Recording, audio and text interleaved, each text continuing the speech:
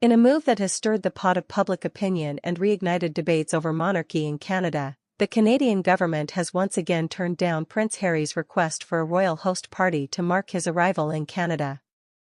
This refusal comes amidst growing criticisms of Meghan Markle, who is often seen as the driving force behind this latest plea for royal treatment. Known for her assertive approach and previous demands for privacy juxtaposed against public appearances, Markle's actions have painted her as a figure of controversy, seemingly out of touch with the realities of Canadian public sentiment, which leans increasingly anti-monarchy and budget-conscious. The saga began when the Duke and Duchess of Sussex announced their intention to split time between the UK and Canada, aiming for a life less scrutinized by the British tabloids. However, Markle's requests for lavish welcoming ceremonies, including the now-denied royal host party, have been perceived not just as a desire for privacy but as a demand for special treatment at the expense of Canadian taxpayers. Critics argue that this reflects a pattern of behavior where Markle seeks to maintain the trappings of royalty while stepping away from the duties, a paradox that grates on many Canadians who are increasingly wary of the monarchy's relevance in modern society. Public records and statements from the Canadian government reveal that the costs associated with providing security for the Sussexes during their Canadian tenure have already surpassed $334,000, a figure that does not sit well with many in a country where debates over public spending are ever present. The Canadian Taxpayers Federation has been vocal, circulating petitions demanding that no further public funds be spent on what they perceive as personal choices of the royal couple. This backdrop makes Markle's push for a royal host party not just a matter of protocol but a significant point of contention in the national discourse on how public money should be spent. Further fueling the controversy, Meghan Markle has been accused of leveraging her status for personal gain while simultaneously critiquing the very institution that grants her such privileges. Her involvement in high-profile media projects and the couple's commercial endeavors have led to accusations of hypocrisy, especially from those who remember the couple's initial promise to step back from royal life to avoid the intense media scrutiny that plagued them in the UK. Instead, their move to Canada, coupled with Markle's high-profile engagements, has only seemed to intensify media interest, contradicting their stated intentions. The narrative around Markle's influence on Prince Harry's decisions has not been without its critics.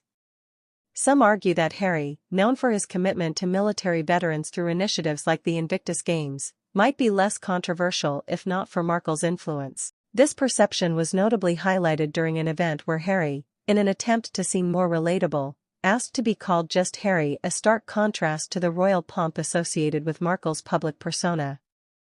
The juxtaposition of Harry's efforts to shed royal formality with Markle's apparent desire to retain some royal privileges has led to a dichotomy in public perception.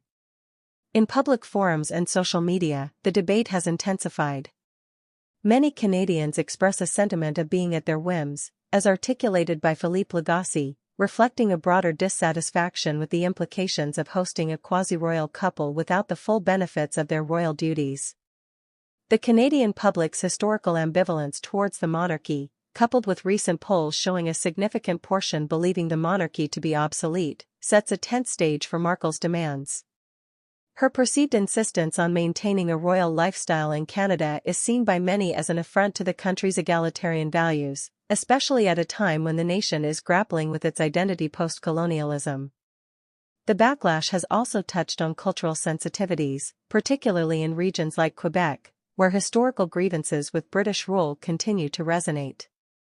Here, Markle's requests are not just a fiscal issue but a symbolic affront.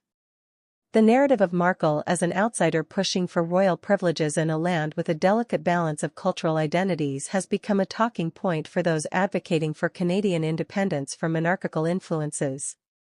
Moreover, the security implications of their presence have become a hot topic. After the Canadian government's decision to cease funding the couple's security detail, questions arose about who would bear the cost moving forward. The situation has placed Markle in an uncomfortable spotlight, with critics arguing that her actions have led to an unnecessary security burden on the Canadian public. This has been particularly contentious given the couple's previous statements about seeking financial independence. In the end, the refusal by the Canadian government to host a royal party for Prince Harry's arrival is more than a diplomatic snub, it's a reflection of broader sentiments about the role of the monarchy in modern Canada. Meghan Markle, with her high visibility and often polarizing decisions, has become the focal point of this debate. Her actions are seen by many as a test of how much Canadians are willing to indulge in royal spectacle without the corresponding duty and service, highlighting a cultural rift that might not heal without significant concessions from the Sussexes themselves.